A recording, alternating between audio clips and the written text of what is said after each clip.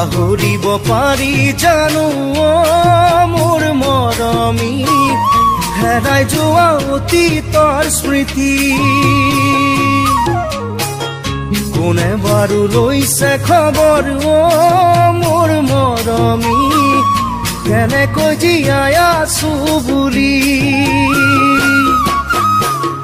পাহৰিব পাৰি জানো মোৰ মৰমী হেৰাই যোৱা অতীতৰ স্মৃতি কোনে বাৰু লৈছে খবৰ মোৰ মৰমী কেনেকৈ জীয়াই আছো বুলি